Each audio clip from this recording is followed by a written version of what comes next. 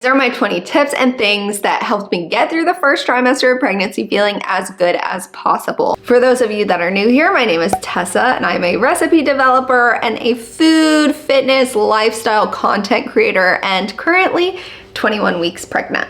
I've experienced the first trimester twice now due to the loss of my first pregnancy. I really learned a lot during that first pregnancy and this current pregnancy of what works for me and my body. Consult your healthcare team to see what they think works for you and your baby in this pregnancy. I also have POTS and Ehlers-Danlos, so some of these tips really helped me navigate that, but honestly, all these tips transcend that and are applicable to all mamas to be, so let's get into it.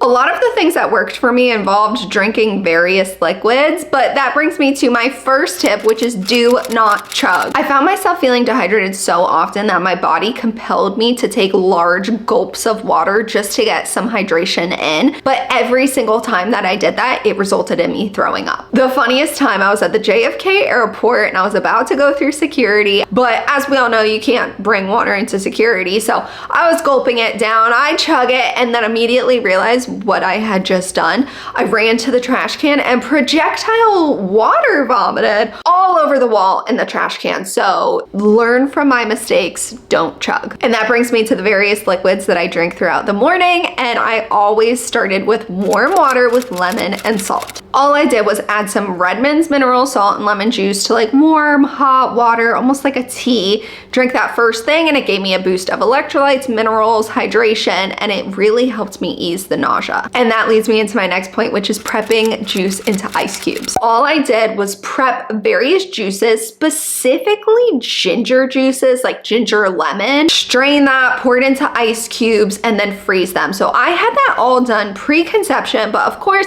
if you're already pregnant, you can do this right now. It will just take you a couple minutes to make the juice, strain it, pour it into ice cubes, and then you never have to worry about squeezing juice or cutting up ginger again. You just need to thaw the juice, thaw the ice cubes, put it in like a mason jar or something, keep it in the fridge, and then you have a juice to where you can pour it into hot liquid every day that you need. And then, you know, like once you're out, just thaw some more ice cubes. Another beverage I had every single morning was bone broth. It gives you essential amino acids, protein, and like the salt and hydration that I really needed. But even if you don't need salt and are like kind of actually trying to avoid salt, this is still great for you because you're still getting the protein, hydration, and amino acids. I also prep tons of broth pre-conception, which if you're already pregnant, you can do this now. Just make large crock pots, put it into super cubes, and then store it into bags. And then every single day that you need broth, you just take out 1 cup's worth, thaw it, and you're ready to go. And you can of course buy bone broth, but I personally find that making it is the cheapest and healthiest way to do it. Okay, tip number 5 is to eat immediately. The easiest way to do this is just keep something on your nightstand. So the second you wake up, it's just there. You don't even have to get up. I mean, go pee, but go pee and then get back in bed and then eat your crackers or tortilla chips. But ideally you'll be eating something a little heavier too after that. The crackers and tortilla chips is literally just to like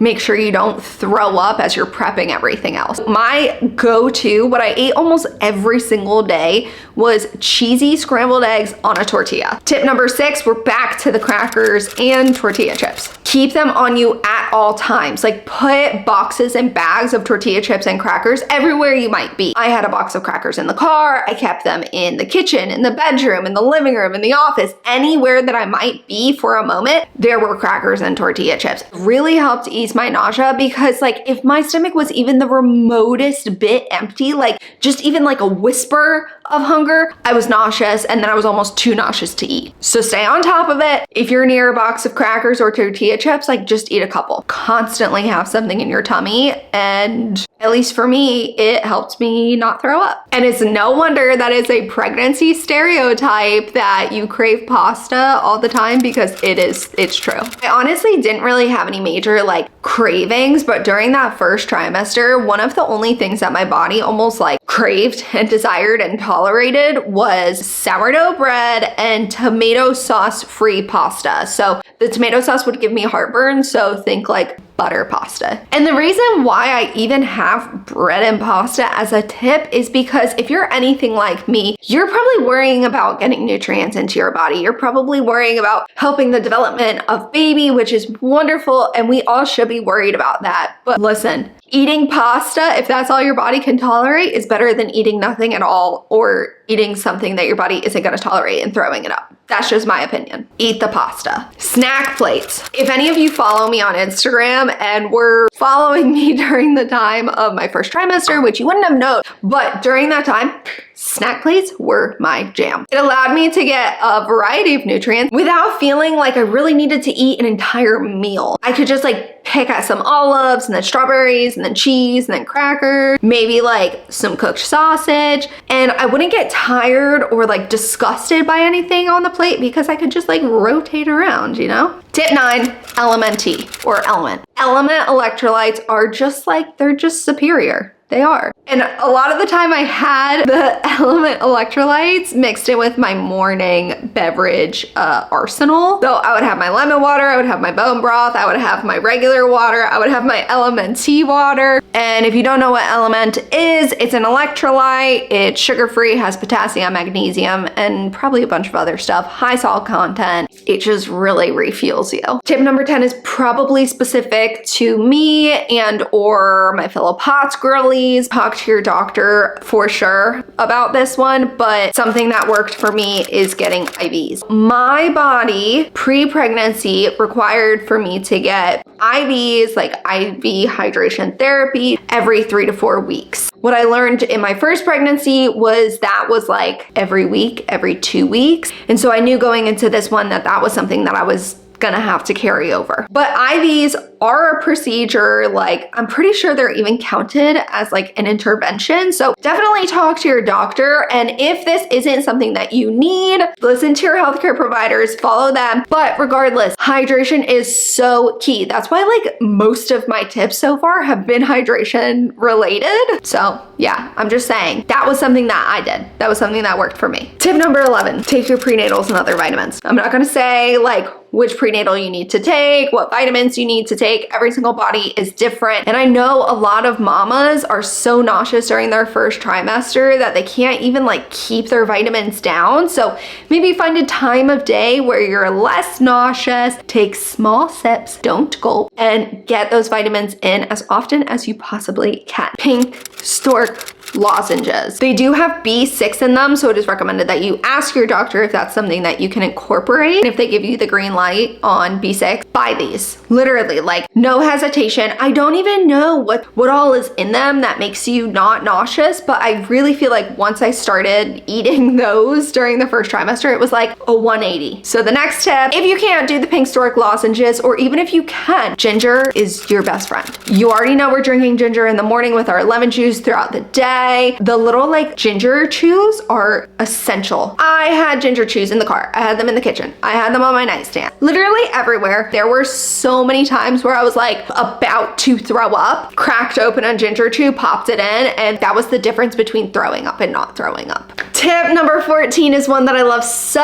much, and it's acupuncture. Acupuncture has been proven time and time again to help with fertility and pregnancy, and there are countless resources on it on the internet. So do your research and see if it's something that might work for you. Talk to your doctor. But I was seriously feeling horrible around like 9 to 11 weeks, debilitatingly bad, which if you're in your first trimester, you can probably relate. And I swear, once I went to acupuncture, I got home and it was like, once again, a 180. Like my husband looked at me and he was like, wow, it really, like you're like a different person. My nausea subsided, my energy grew. Overall, it was like she waved a magic wand over my body and suddenly I was human again. 15, please do this. Chemical detox. The moment you get pregnant, or ideally before you get pregnant, which I will talk about that in a future video, you need to do a major chemical detox. And I don't mean like a juice cleanse. I mean looking at the chemicals that you're using in your home, that you're putting on your body, like your skin, your hair, your face, and really detoxing the chemicals out. As far as your body goes, the simplest way to see if a product is pregnancy safe is to utilize the website 15 Minute Beauty. I'll link it below. Basically, you just like enter in whatever brand it is. So say you're looking for like a Drunk Elephant moisturizer. You just put in Drunk Elephant, and then that website has already linked all the products and categorizes them into pregnancy safe, not pregnancy safe, but breastfeeding safe, or not pregnancy or breastfeeding safe. So the places to chemically detox in your routine are face products, so that's skincare and makeup, hair products, that's shampoo, conditioner, hairspray, gel, any products that you're putting in your hair, and home cleaning products. So that's bathroom, kitchen, like all-purpose cleaner, window cleaner, floor cleaner. And please get rid of fragrance, get rid of those like plugins, get rid of candles.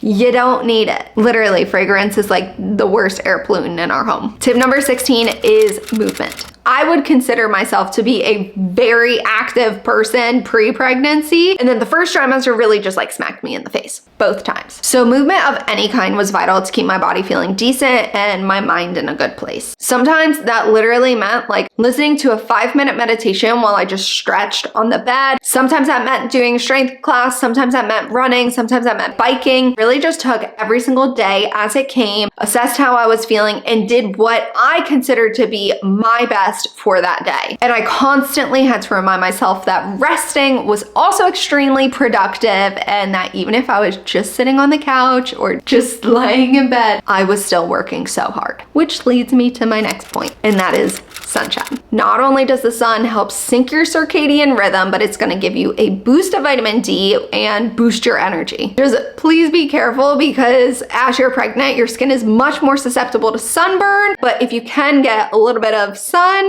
every day, it really helps. Tip number 18 is rest. And honestly, this could be number 1. There were so many times where I was like halfway through the dishes or halfway folding laundry, and I was so exhausted I just had to stop and take a break. Take the rest. Your body is doing incredible things. Don't feel stressed. The work will get done eventually, or not. So during that first trimester, I kind of made like a vow to myself that 30 minutes every day I was going to rest. If that resulted in me falling asleep, great. If it didn't, that's fine. I was still in bed. I would literally like close the shades, close the blinds. Sometimes I would put an eye mask on. Other times I would just read if I was still awake. And literally, sometimes I'd fall asleep, sometimes I didn't. But either way, I was taking a beat out of the day and I was just resting. Tip number 19 is nesting. And this was a really powerful tool for me during the first trimester, because I had like no energy, no motivation to do anything. I was exhausted. All I wanted to do was either lay on the couch or nest. And what I mean is like organizing that closet that you've been putting off. I don't so much mean right now in the first trimester like getting the